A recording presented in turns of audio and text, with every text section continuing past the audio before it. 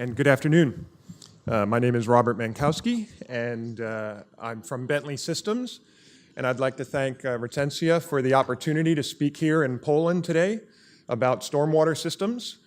It's very exciting to be here in Poland on a professional level. Bentley Systems is investing in Poland. We have an office in Warsaw and looking at Krakow as well. So it's very exciting from that perspective. We can see a lot of energy and momentum and growth in this industry, so that's great. It's also exciting for me on a personal level.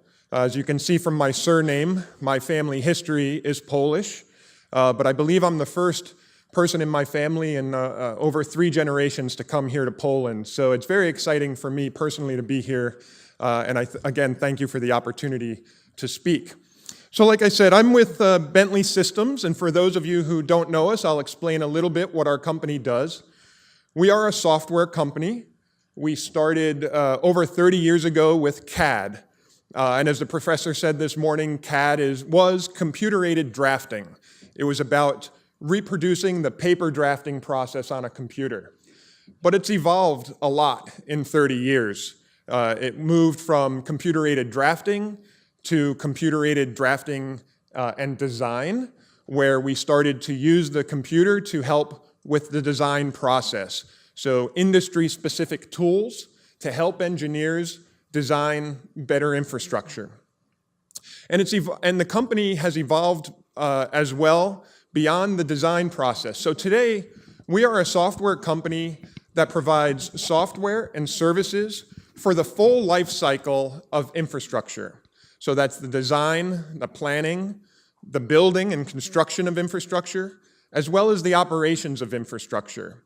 And we think this is very important. As we saw again in some of the presentations this morning, infrastructure has a huge impact on our lives and our experience with this planet.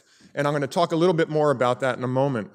So we believe that it can really help sustain the economy, sustain our environment, sustain our profession, and that's why, again, I'm very excited to talk about it. And when I say infrastructure, Bentley works in all types of infrastructure. You can see through this infographic number of different infrastructure types that we work with.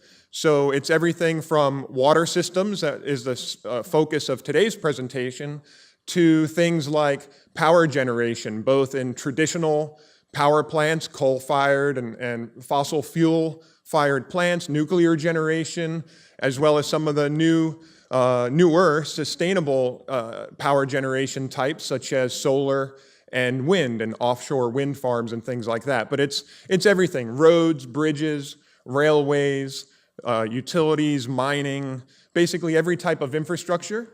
We have software and services that are for the professionals that design, build, and operate that infrastructure. So I want to talk a little bit about some of the challenges that we face in the water industry. And of course, an obvious one to start with are flood events. As one of the presenters said this morning, nature is very powerful. And I don't know of a better example of the power, the display of power of nature than floods. And in the past, it was used for very positive effects. There are civilizations in our past that depended on floods for their survival. They depended on the rejuvenating effects of floods to bring fertile soil to the floodplains. But again, as we heard this morning, things have changed. We now have 7 billion people on the planet, with projections anywhere from 8.5 billion to 11 billion. Much of that population is now, actually the majority for the first time, is focused in urban environments. And so the power of floods has sort of changed and evolved from some being productive and beneficial to society to having very adverse effects on society as we built in these floodplains and we have people and property at risk. And so what can we do about that? Well, we can't prevent floods. They're a part of nature. We can't prevent the rainfall events that precipitate floods, but we can plan for them. We can design for them. We can operate our cities and our environment with respect to these floods. And part of that is why I'm here today to talk about an integrated lifecycle management opportunity with stormwater systems to deal with this type of challenge. We know that things are also changing in that the climate is changing and there's new types of risks posed to us. And here is a university study, I believe, that looked at what the effects on Poland would be of a 1 meter rise in the sea level. And you can imagine the social and economic problems that something like this would create.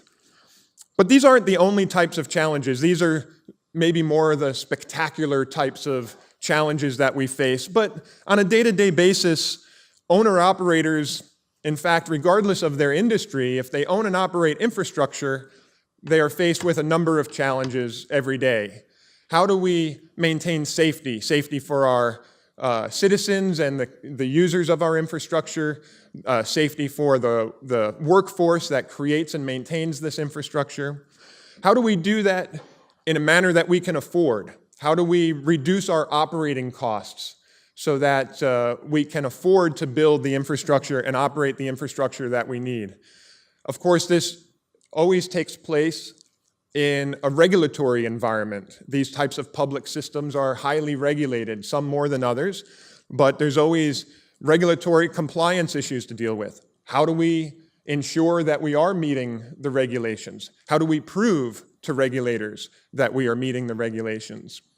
In order to facilitate this, we've created many data systems, right? We have CAD, we have GIS, we have enterprise resource management systems, maintenance systems, and so forth. How do we manage information across all of these different systems is another challenge that owner-operators face today. And of course, they're trying to optimize their asset performance. Typically, in public utilities, we're not talking about increasing revenue and profit like typical, other businesses are. In here, it's really about how do I avoid costs and improve service at the same time. So those are some of the challenges that owner-operators are facing today. And I believe that they need to look at a sort of holistic life cycle approach to managing those challenges. It starts with, something as simple as an asset inventory. I'm sure some of you could tell me stories about how the data you have related to the assets that you own and operate is insufficient. It's incomplete. The quality is variable. Sometimes we have very high quality data, sometimes we have very poor quality data. But it all starts with that. How do we understand and have an inventory of our assets? Then we need to know what kind of condition they are in. So if we know what they are and where they are, what kind of condition are they in? We need to do a condition assessment. So we need to manage the data associated with the inspections and the inspection activities. When we do that and we understand the condition, we will often find that there are maintenance needs. There are things we need to do in order to improve the condition. And so how do we assign and track? How do we spend our limited resources on the most valuable maintenance projects? And then another type of expenditure, of course, is the capital expenditure associated with these types of systems. How do we plan and prioritize our capital expenditure? Where do we build new infrastructure? What should it be? How do we optimize that infrastructure for cost and performance? And one of the things we want to do there, of course, is use the data to help drive those decisions. And finally, there's the day-to-day management of the systems and having dashboards and reports. Sometimes for regulatory compliance, we have to produce reports, but even just in our day-to-day operations, we need this type of information and these types of reports. So these are sort of the high-level lifecycle maintenance activities that go along with stormwater management. And that presents these sorts of new challenges. Like I said, we have the sort of the first principle challenges of safety and regulatory compliance and asset performance and so forth. But all this data that we've created and captured presents a new type of challenge. How do we manage the data throughout the life cycle of the asset? And the data has its own life cycle. from it gets created in design, it gets updated through construction activities and the as-built process, and then of course we use it throughout the operation and maintenance cycle, and it's constantly changing. The only sure thing is that we're going to have change. And there's been a lot of industry reports on the use of data and the fact that poor quality data leads to poor decisions, and poor management of data leads to increased costs. So in this survey here, they found that by having basically better data management, we can improve the efficiency of our operations. Whereas today they say a manager can spend an average of 2 hours a day searching for the right information. So we want to have systems that can give us the right information at the right time to help us improve our decision making. So I'm just going to show a few examples of that. So one is a new type of data, if you will, new in the last couple of decades, but new in that we are monitoring the performance of our assets now through information technology. I was speaking with one of our colleagues here yesterday about the fact that they put in fiber optics now into these systems so that they can track the performance of the system. So we're combining the information technology with operational technology for monitoring the asset performance. But at Bentley, we like to talk about going further than that and introducing engineering technology as well. Information technology plus operational technology plus engineering technology to go beyond asset performance monitoring into asset performance modeling. So not only do we know how the assets are performing now, but we can use models, simulators, to predict how the assets are going to perform both in the near future and in the distant future. So here's an example of a GIS. Obviously, this is not going to be new to any of you. This is a geospatial display of our stormwater assets in a city. We can see the manholes and other types of structures represented here as points. And the X's also represent the defects that we've identified through inspection activities. So we can zoom in on an area, see the X's that represent these issues, and we can select those features. We can get, at the tips of our fingers, get the data associated with those assets. We can drill into the inspection. Now in stormwater and sewer inspections, it's often done by closed-circuit television, right? We send a camera down the pipe, and it records video, and then we identify the defects, such as intrusions of roots or blockages and sludge through the inspection of that video, and we identify where along the pipe that occurred. So we can see all of the different defects that were captured, get a list of those, and then we could also access the video and images directly from this system to see what the defect looked like. And we could also capture video after a maintenance intervention. After we've cleaned the pipe and repaired the pipe, we can send the video down again and then relate that information. So this is an example of what we call a connected data environment, where all of the data is integrated and connected, the spatial information, the attribute information, the video information, and so forth. Another area of modeling that I want to talk about is 3D modeling. I suspect that most of you in the room today do a lot of your work in 2D. We create 2D plans, we create 2D profile drawings. But the third dimension is very important in infrastructure. And so we've created tools which we call subsurface utility design and analysis. It's a sort of an extension of subsurface utility engineering that integrates with civil design. So we heard from a professor this morning about the road design and road drainage. So it's important to have these tools integrated. So that's one aspect of integration. And it's about the modeling, the three-dimensional modeling of the physical assets underground. So why is that important? Well, there's been some studies done in the United States that show that the top 5 reasons of construction delays, the top 2 are related to underground utilities. One is relocating the utilities for the construction project, but the second is also delays associated with a different understanding of what was underground than what was really there when they finally dug it up.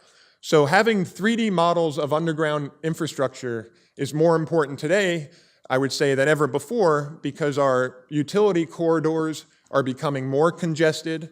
We are using materials that are less easily detected after they've been buried, and we're burying them deeper. So this is very important to have these types of models. And we could also provide mobile access to that data so that field workers and inspectors can take the data, up-to-date data, into the field on tablets and access all the information they need for repairs, inspections, and so forth. So I also want to talk about modeling, stormwater modeling in particular, and there's many ways in which modeling can help engineers.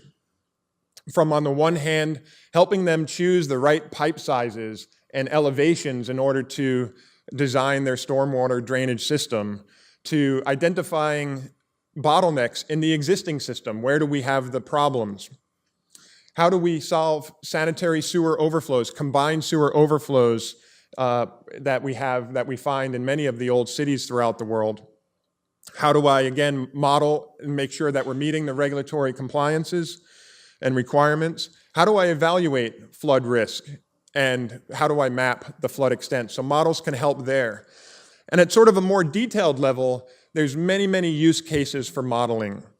And so we have tools that, variety of capabilities, very simple hydraulics, rational method kind of hydraulics, to more complex models, St. Venant equations and things like that.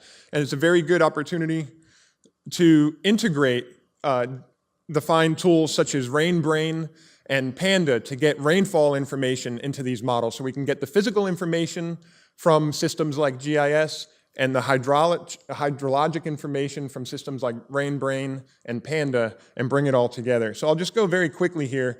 Modeling, we saw this morning the very positive effects of low impact developments, the different types of systems that are now available. We need to be able to model these in order to maximize their use and maximize their efficiency. There's a flood risk analysis workflow just demonstration here. The main point on this slide is if you look at the dates, these dates are upon us. This is happening now. We need to be ready for this, and we need to have this in our plans. So what is flood risk, just very quickly? The idea behind risk in general is what is the probability of an event happening versus what is the consequence of that event happening. So with floods, you can look at a hazard map. What's the probability of floods happening throughout my region? A flood damage map. If I do have floods, what kind of damage can I expect? Loss of property and so forth. And then how do I combine those to create a flood risk map?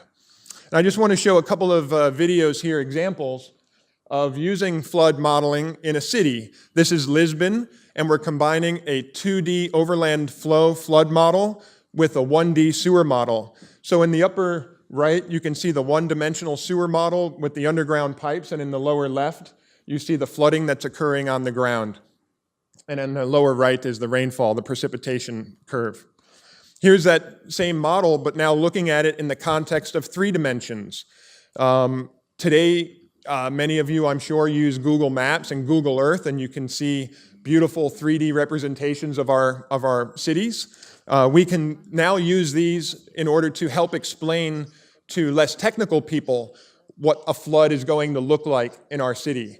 These are great for involving our citizens and the public because it really illustrates in something that's easy to understand what a flood is going to look like. But these are rigorous mathematical models of the system. And finally, I want to show an example of operational modeling on a regional scale. Here we're combining many models together. We have weather modeling, meteorological modeling. We have the hydrologic model, hydraulic models, and we also have a maritime model. I'm not sure why it's not running. So we also have a maritime model, and you can see the storm outflow and how it moves in and out with the tides. And so again, this is an example of hydrologic modeling combined with meteorological modeling and maritime modeling. So in summary, I believe, and we believe, that it's important, if you're going to think about an integrated lifecycle management of your assets, it's also important to think about the lifecycle management of the data and information that was created and maintained with those assets. We believe that adding engineering technology to information technology and operational technology can help us get better data to inform our decisions and help maximize our operations and efficiency. And finally, as far as engineering technology goes, we believe modeling is one of the more significant aspects. So, thank you very much.